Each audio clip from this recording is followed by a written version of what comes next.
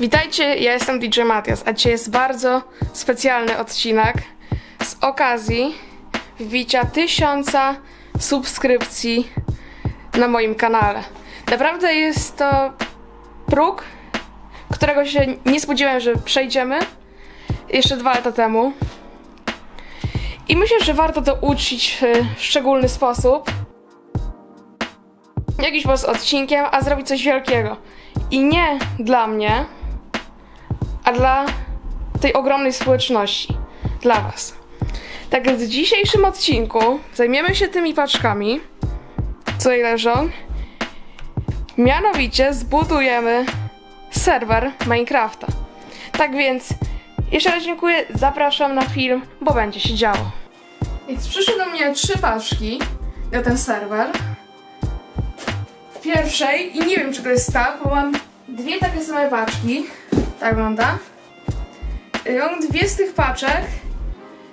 W jednej z tych paczek jest kabel HDMI DisplayPort, a w drugiej podzespoły typu RAM, dysk. A tu jest największa paczka, czyli baza pod komputer. Nie, że się zajmiemy na samym końcu unboxingu. Zacznijmy od pierwszej. Niestety nie jestem w stanie poznać, tak robiąc, co tam jest, ile tam jest tego, bo że tak powiem, tam jest dobrze to wypełnione. Tak więc użyjemy tutaj takiej kosy. Nie wiem, czy dam rady, bo te kartony są niestety specyficzne. O, nawet poszło, muszę powiedzieć, zdziwiłem się.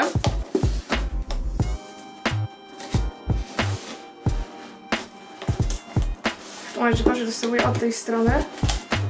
Dobra, to już idzie dobrze.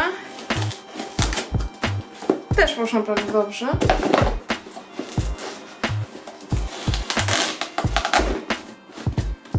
Tutaj tak samo.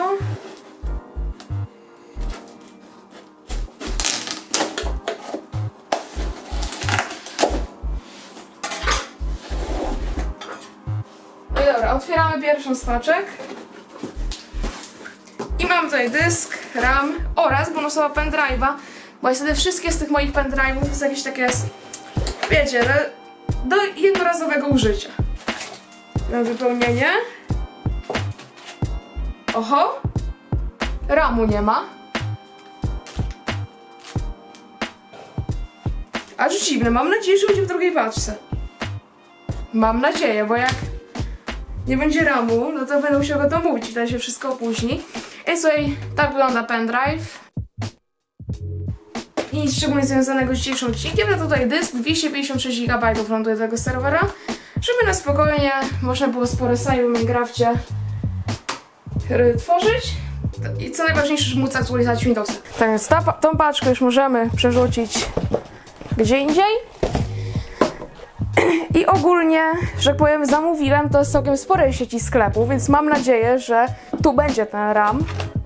Nie jestem pewny po odgłosie, czy tam jest 1 paczka, czy 2. Więc otwieramy. Spróbujmy może drugą stronę, może będzie łatwiej. O, to chyba tak ma działać.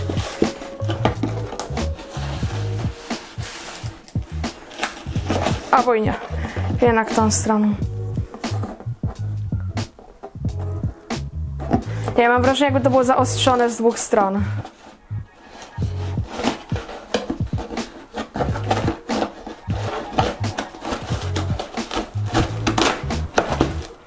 Dobra, poszło.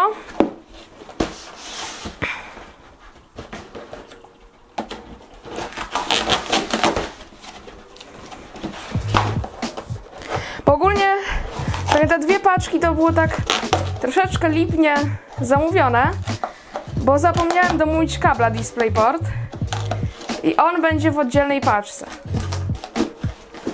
I to z tego samego sklepu. Co dysk zamawiałem, to i zamówiłem DisplayPorta, kabel DisplayPort.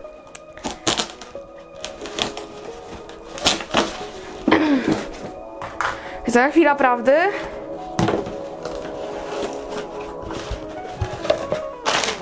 O nie. Czyli nie mamy RAMu.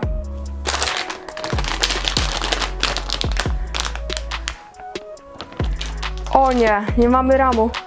Słuchajcie, jednak nie, mały update. Już się wystraszyłem w tym wypełnieniu. Jest RAM. I to czarny przyszedł. Zabawiamy zielony, czarny. No nawet lepiej, bo te czarne są droższe. Ważne, że taktowane 2,4 GHz. Czy wyostrzyć? Że taktowane 2,4 GHz, DDR4 8 GB.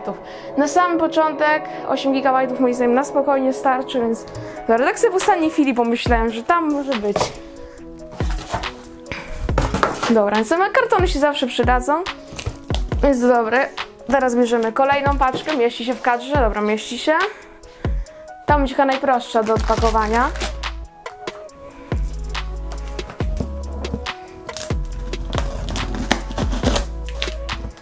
Cyk. A, tu jest list, więc pewnie będę tutaj mieć, bo dopiero zauważyłem, że tutaj są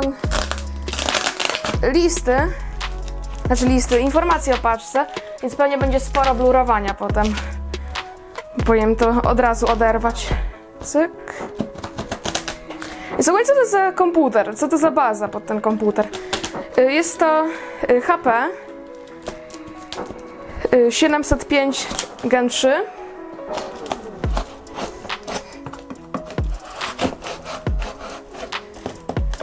Chyba będzie po coś mocniejszego się udać, no zdecydowanie. Z taśmami to jeszcze sobie jakkolwiek to radzi. Dobra, skoczę po coś ostrzejszego.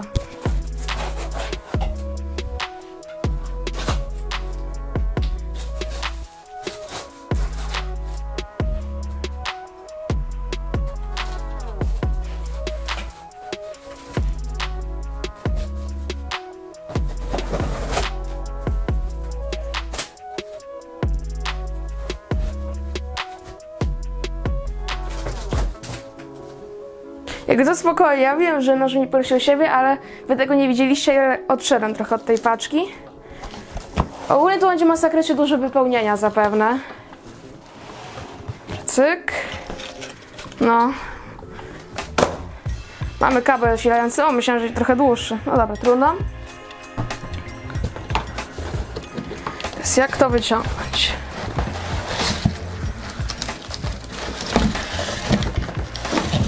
Okej, mamy to, dobra. Cyk.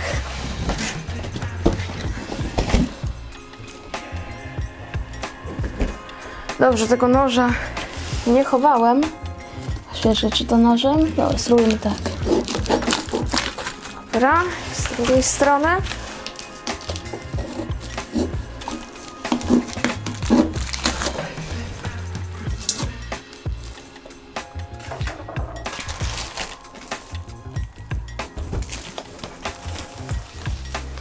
No i ogólnie to jest komputer leżący, bo w mieszkaniu, że tak powiem, czasami nie ma takiego miejsca, w którym chłodzenie będzie prawidłowo działać, żeby w pionie ustawić kompa. Generalnie jest bardzo cieniutki.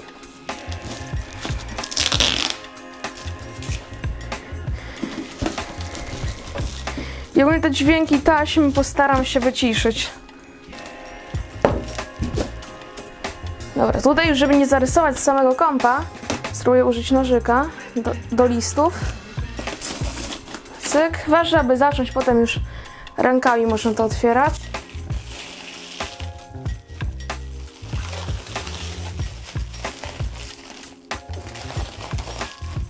No, tylko tak. Myślałam, że będzie tego więcej. Realnie jakbyście się pytali takie rzeczy jak pasta termoprzewodząca, to ja to wszystko mam u siebie w domu. Więc mamy komputer. Że jak powiem, ciekaw, czy on w poziomie ustoi swoją drogą. Dobra, stoi elegancko. No cóż, maszynka polizingowa jest, bo nie będę dla takiego kanału jak nasz nowego kompa serwera kupować. Generalnie jak ktoś ma taki stary sprzęcik na strychu, czy gdzieś w piwnicy schowany, bardzo polecam się zainteresować, po prostu pokombinować sobie. I też muszę taki serwer zrobić. Dobra, zobaczę, bo tutaj chyba się otwiera go w ten sposób. Nie otwierałem, specjalnie nie oglądałem żadnych poradników, jak to zrobić. Żadnych śrub tu nie ma, więc tak to wygląda.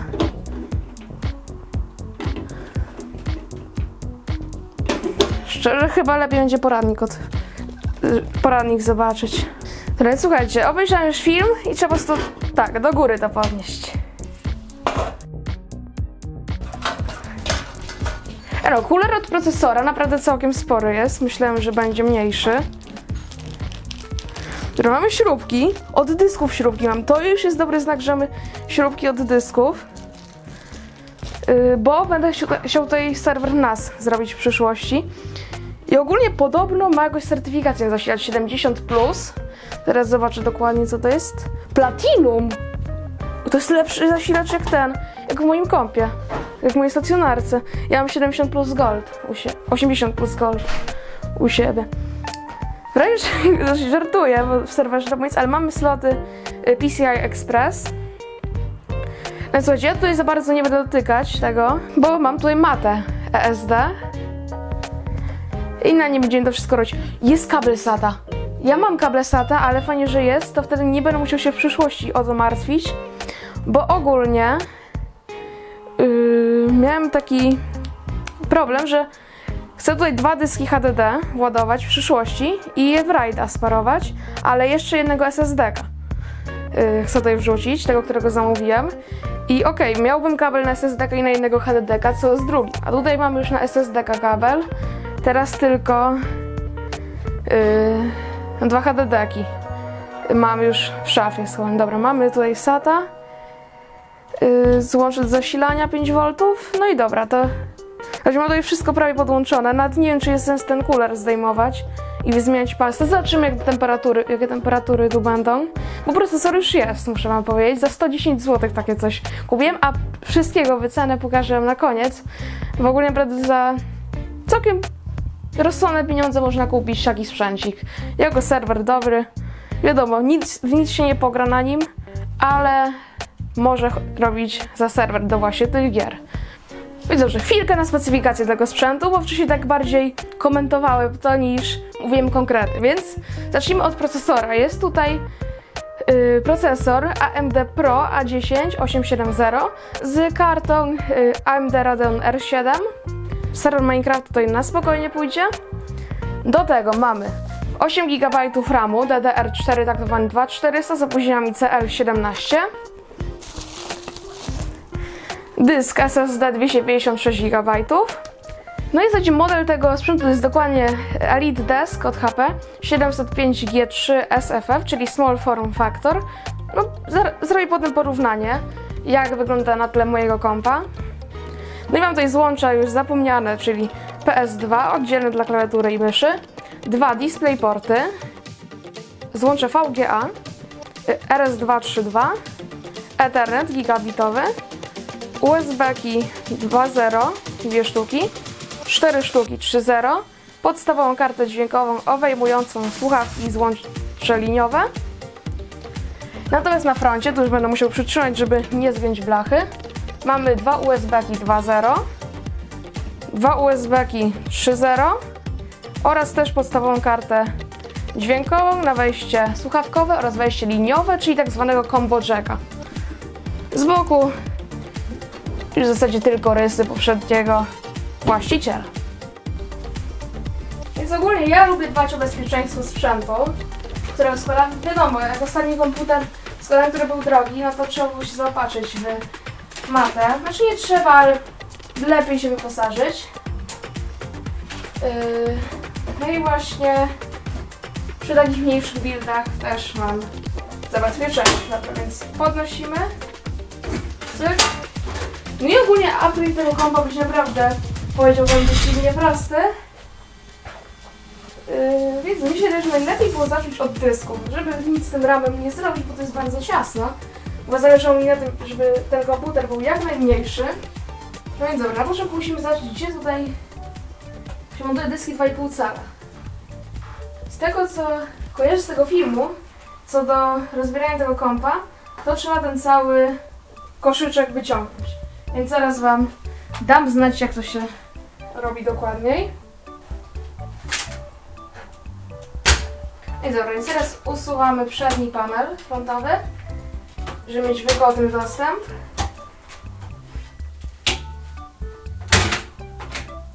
Zeszło?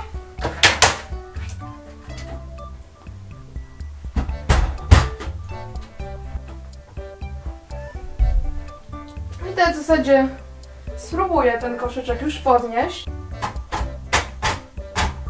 Dobra, czyli nie trzeba było tak naprawdę tego odpinać. Mój błąd.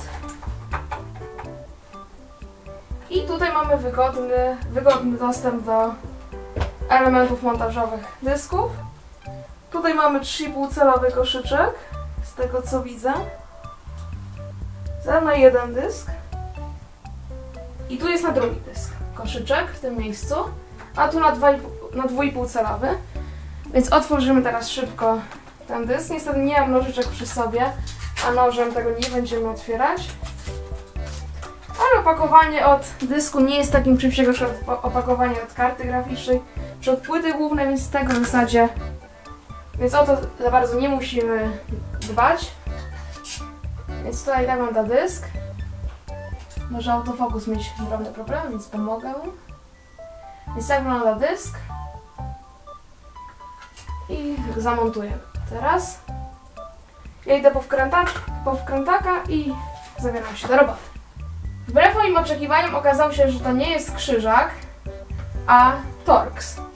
Na szczęście jestem przygotowany w zasadzie w większość tych popularnych typów końcówek. Więc okazało się, że sposób montażu tego, czyli tak z domysłu, bo to jest zdecydowanie za szerokie, jest taki, żeby trzeba to wkręcić do dysku, te elementy montażowe.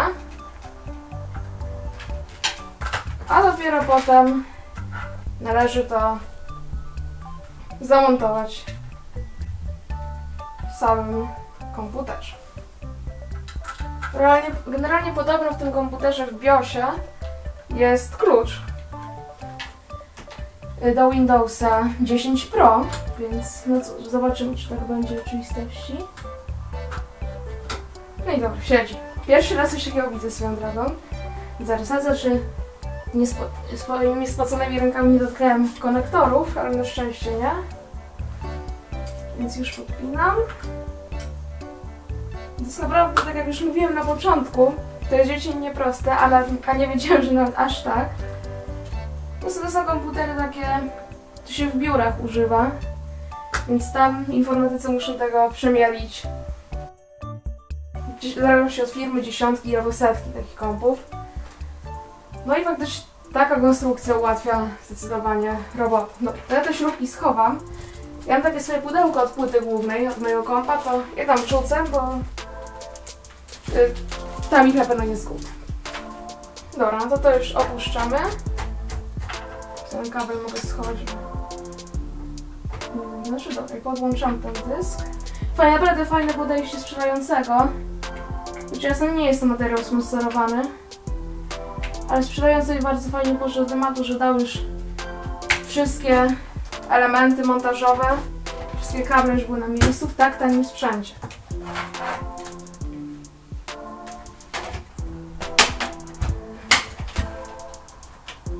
Jest wszystko już zamontowane. No i teraz RAM. Będziemy tutaj montować RAM w single channel, czyli nie będziemy potrzebować żadnych instrukcji do specyficznego układu, że do jakichś slotów, czy do DIMM A2 i B2, czy do A1 i B1. Mamy RAM wkładać, tylko otwieramy pierwszy wolny slot, czy był otwarty. Czekajcie, sprawdzę, zamknę. Tak, jest otwarty. Już, więc może pozamykam resztę. No i ewidentnie widać, że parami są oznaczone. Co mikrofon kierunkowy, to jednak zamontuje się go raz i wiadomo, że będzie nagrywać. Ale jak mam, szczególnie to mikrofon krawatowy, to nie zawsze pamiętam, żeby go włożyć. No i dobra, teraz montujemy ten RAM. Biorę kosę. Myślę, że tutaj wystarczy ciachnąć, cyk. Tutaj. Tak, to mamy już nasz RAM. Zobaczcie, tutaj są tylko 4 moduły pamięci. A to jest 8 GB. Ciekawe. Co ich ostrości nie złapało, to jeszcze raz wam pokażę, żebyście dobrze to zobaczyli. Tak, mam tego 4 moduły i to wszystko, druga strona pusta. Dobra, to wkładamy w ten sposób.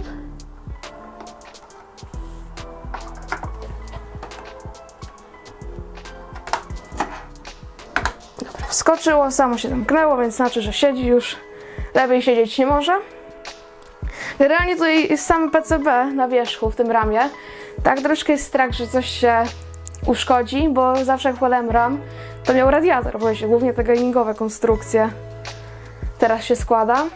Więc to już jest koniec roboty w środku. Teraz zobaczymy, czy w ogóle będzie postować komputer. I jak będzie postować, to zabieramy się za instalację systemu. Choć najpierw będzie trzeba przygotować oczywiście instalator na nowym pendrive. Jeszcze na pewno muszę zwrócić uwagę, czy nic nie przygotowałem specyficznego, żeby tutaj włożyć. Włożenie jest bardziej problematyczne jak wyciągnięcie. No i siedzi. Mamy już w zasadzie teoretycznie działający komputer. Szybka informacja ode mnie, mianowicie troszkę źle jedną rzecz zrobiłem i chcę, żebyście wy tego nie zrobili. Dlatego pokażę wam, jak to naprawić i czego nie robić. Tak więc po włączeniu komputera zaczął mi wydawać sygnały. 3 długie i 2 krótkie, czyli jakiś problem z pamięcią RAM. No i tak sobie stwierdziłem, przekładałem, że tak powiem, wyciągnąłem, włożyłem bateryjkę BIOS, bo to jest jedna z podstawowych rzeczy. No i nic nie działało, więc przepiąłem do pierwszego slotu. To są ponumerowane, czyli to pierwszy nie jest przy procesorze, a po przeciwnej stronie od procesora. No i wtedy tak się wystraszyłem, bo ogólnie zmienił się ten komunikat na 3 długie i 4 krótkie, bo, że tak powiem, zdejmowałem te chłodzenie, że straci procesor jest, ale się ugrzał. I zapomniałem kabla EPS dopiąć i co też miejcie na uwadze, jak pierwszy raz robicie taki serwer, a ja nawet drugi raz buduję kompa i też popełniłem ten błąd. Tak więc ja już tutaj muszę usiąść na stanowisku, bo wiecie, jak się rozwiązuje jakiś problem, to tutaj się robi wszystko na szybko i jest bałagan, więc ja tutaj posprzątam i wtedy przy stulym stanowisku już sobie ten serwer skonfigurujemy, zainstalujemy Windowsa 10 Pro, bo zauważyłem dopiero teraz, tu jest naklejeczka z Windowsem, tylko ISO muszę zwiększyć, bo wy tutaj nic nie widzicie. Albo przysłonę, o, cyk. Jak widzicie, mamy tutaj logo Windowsa, co znaczy, że klucz jest w BIOSie. Generalnie komputer wystartował poprawnie, już bez żadnych kodów błędu. Więc aktualnie już jest tylko jeden mały problem, mianowicie testowałem ten dysk, który tutaj siedzi. Tak po prostu, żeby cokolwiek zrobić, ten komputer z klawiaturą gada i tak dalej. No i wtedy przerwałem ten proces, wcześniej było w porządku. Jak to przerwałem, to wyskakuje mi smart failure, czyli błąd jakby tego rejestru błędów w dysku. I prawdopodobnie zarejestrowało tam, że nie ukończyłem testu prawidłowo i teraz mi przy postowaniu wywala komunikat. A teraz wam pokażę, tylko włożę pendrive'a z Windowsem 10 i odpalamy. Trochę generalnie trwa to uruchamianie, ale pewnie będzie się restartować tylko ten serwer, jak prądu nie będzie, czy tam jak będzie burza. Dobra, odpalił się i wywaliło błąd, właśnie hard disk error. Wy tego może najlepiej nie widzicie, bo troszeczkę przysłonę zwiększę. Ok, no i dobra, widzicie teraz hard disk error w tym momencie. No i dobra, ruszamy, enter continue startup.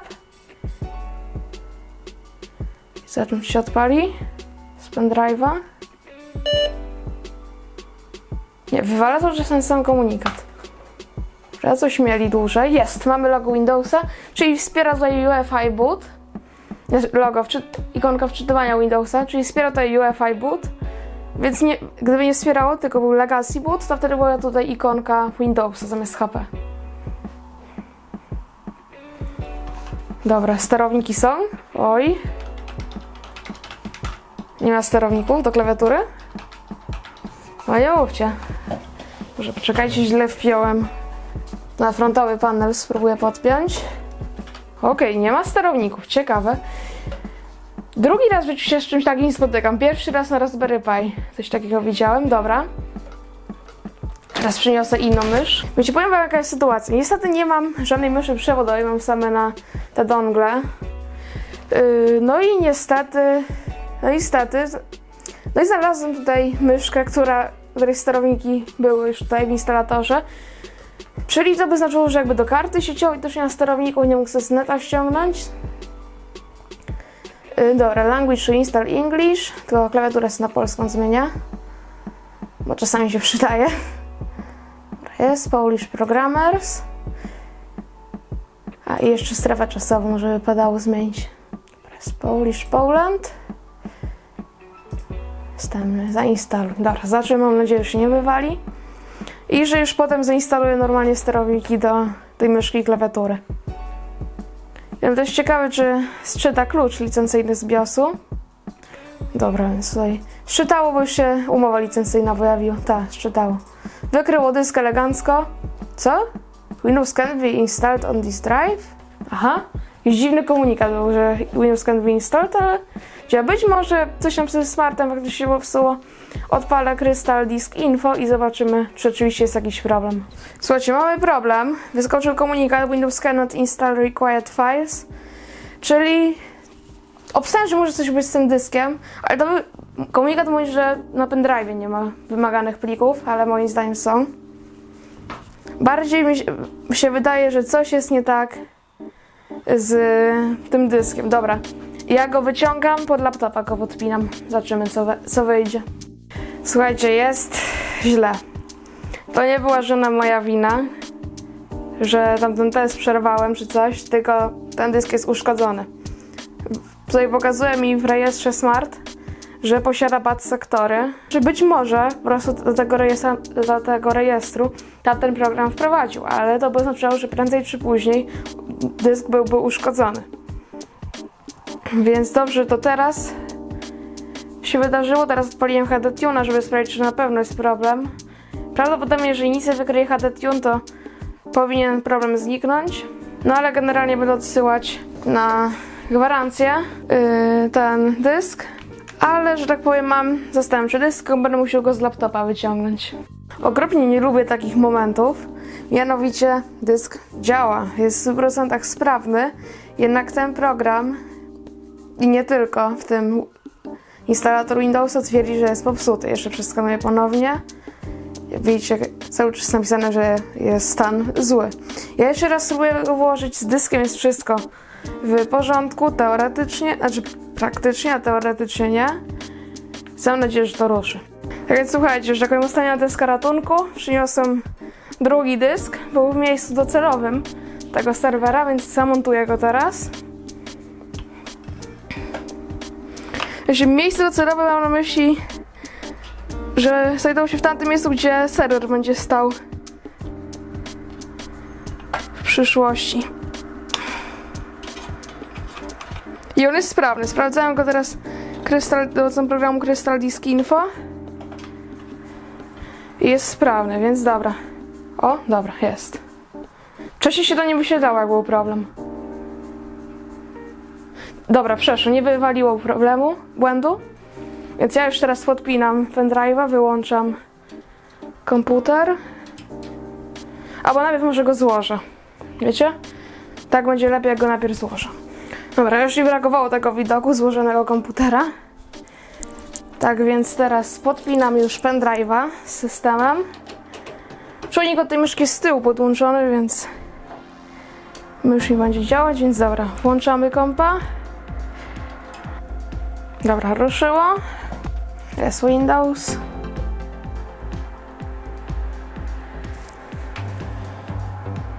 Znowu trzeba wybrać język, znaczy nie język, tylko strefę czasową i klawiaturę. Dobra, klawiatura się sama wybrała, po prostu trzeba ostatnio na odwrót to zrobić. Więc instalujemy. I mam nadzieję, że już nie będzie żadnego problemu. Dobra, licencja już czytało. I już nie ma tutaj tego komunikatu. No to dobra. Lecimy. A poczekajcie, bo partycję wykryło. która była na tym dysku, Unlocated Space i lecimy. Dobra, już się instaluje. Oby teraz wszystko poszło pomyślnie. Słuchajcie, mamy Windowsa 10 Pro już zainstalowanego. Ja tutaj wszystko poaktualizuję i wracam do Was, jak tylko będzie gotowe. Słuchajcie, jak to usłyszycie, jaki był problem, to nie była wina żadnych sterowników z tą myszką. Problem rozwiązany. Słuchajcie, serwer będzie śmigać, na pewno jeśli chodzi o Minecrafta, bo jak wiecie, klient Minecrafta jest dużo bardziej wymagający jak serwer, bo serwer to nawet na Raspberry Pi pójdzie, a pełnoprawna wersja Minecrafta Java Edition no nie pójdzie na Raspberry Pi. Więc słuchajcie, mamy około tak 60-70 FPS-ów przy ustawieniach fancy na 8 czanków. Wiem, że to nie jest nie wiadomo co, ale jakby nie patrzeć sprzęt za 300 w sumie. No i słuchajcie, jak widać wszystko działa, ale jeszcze pokażę, wszystko działa pod kontrolą Windowsa 10. Więc dobra, ja tutaj jeszcze Wam zaprezentuję za chwilę, jak działa pulpit zdalny i w zasadzie jutro będziemy montować to wszystko. Więc słuchajcie, teraz bardzo ważna rzecz, czyli ustawienia, dzięki którym ten komputer może działać jako serwer. Tutaj Wam pokażę. Jak widzicie, jest włączony tylko i wyłącznie internet oraz zasilanie. No i powiedzmy, że nie było prądu, co nie? Nie ma prądu. I teraz włącza się prąd po przerwie w dostawie.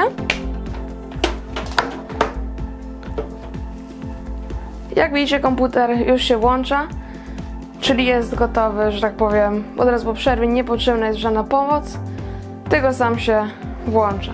Na przykład jestem u siebie w domu i chcę coś zrobić na tym serwerze, czy na przykład zaktualizować, czy powiedzmy doinstalować jakiś protokół, na przykład, nie wiem, zaktualizować serwer Minecrafta, czy serwer www doinstalować, no to wchodzimy sobie do Remote Desktop Connection i teraz już tylko i wyłącznie klikamy Connect, łączy się z serwerem, wpisuję hasło i się loguje.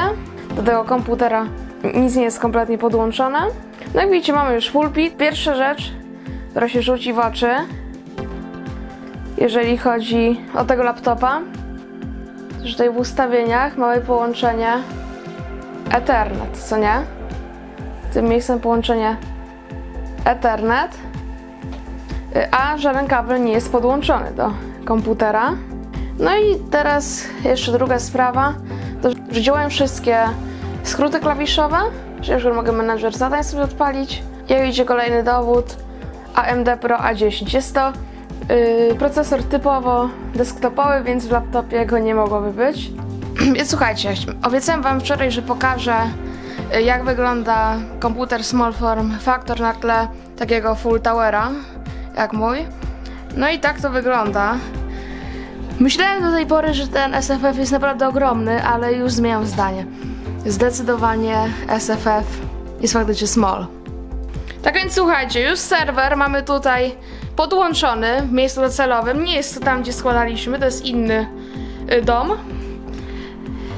Także na górze mamy router z modemem. Tutaj Ethernety idą tam do innych urządzeń, ale najważniejsze jest to, że już tutaj w laptopie mamy elegancko pulpit z komputera, z serwera naszego. Tutaj że mamy informacje o procesorze. Jak wczoraj mówiłem, typowo desktopowym, już możemy normalnie używać tego pulpitu zdalnego. I odpalę teraz test prędkości internetu i zobaczymy, jaką mamy prędkość. Ping wynosi 3 milisekundy.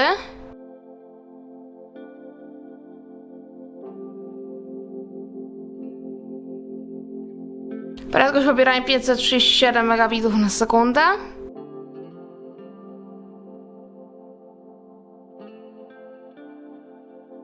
I 116 uploadu. Moim zdaniem naprawdę wystarczający wynik.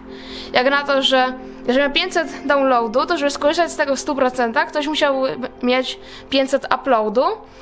A to już jest bardziej realne, że jak tutaj 116 uploadu, to ktoś będzie mieć 116 downloadu, czyli jak najbardziej jest czyli w skrócie jest w porządku i, że tak powiem, będziecie mogli grać tutaj na tym serwerze z pełną prędkością. W zasadzie prędkość tutaj nie ma znaczenia, bardziej ping, który 3 milisekundy wynosi. To jest naprawdę bardzo mało. Chociaż to jeszcze zależy od programu, jakim testujemy. W jednym programie udało mi się 1 milisekundę, a tak realnie w Minecrafcie około tych 4 milisekund mamy. Słuchajcie, już mamy adres DNS naszego serwera Minecraft. Jest to djcraftnetwork.ddns.net. I tutaj, jak widzicie, pokażę, że działa. Tutaj mamy ten adres wypisany w programie Remote Desktop, czyli pulpit zdalny. I teraz połączę się, tylko hasło wpiszę, dobra? Teraz Enter. I jak widzicie, mamy już elegancko działający już przez internet pulpit zdalny. Jedni powiedzą, że otwarty jest na jakieś ataki. Powiem wam tak, po pierwsze zapora sieciowa jest w samym routerze. Po drugie Defender to jest naprawdę w Windows 10 Pro niezły, że tak powiem, antywirus. I się że póki co nie ma czego się bać. Jeżeli coś się będzie działo, to Defender to raczej powinien zgłosić i wtedy można jakieś lepsze oprogramowanie zainstalować, ale mi się wydaje, że zapora systemu Windows to jak najbardziej da radę.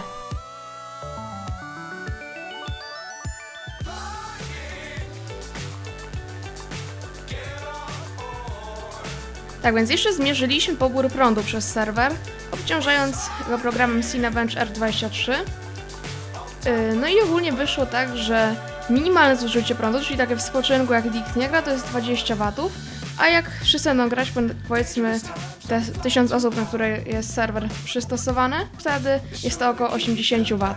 Tak więc ja już ten serwer tutaj zostawiam.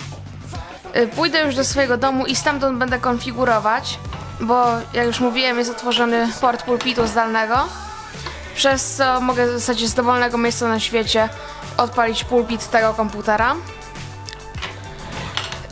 No i w zasadzie taki mam plan. Zapytałem jeszcze w ankiecie w karcie społeczności, czy chcecie zobaczyć tę całą konfigurację serwera, co i jak. To wtedy by się odbywało za pomocą transmisji. Po prostu filmy z tego byłyby troszeczkę bez sensu, a zawsze, wiecie, w trakcie transmisji można pogadać sobie o czymś, że tak powiem.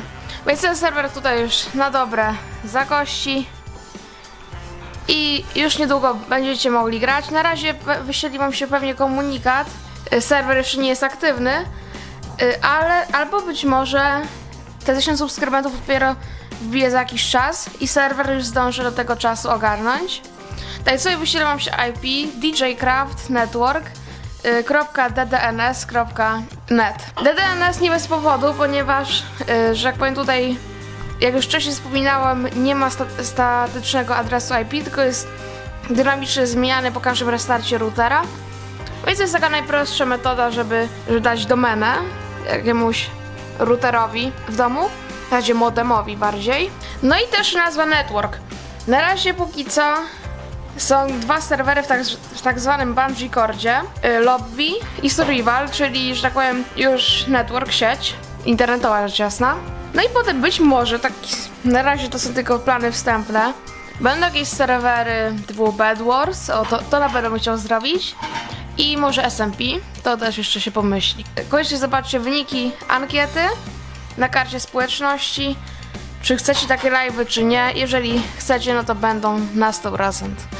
Trochę nudno tak siedzieć cały czas i tylko konfigurować i nic więcej nie robić. A zawsze fajnie jakoś interakcję z widzami zrobić. Więc dobra, do zobaczenia. Już mi się wydaje, że w serii z wyjazdu.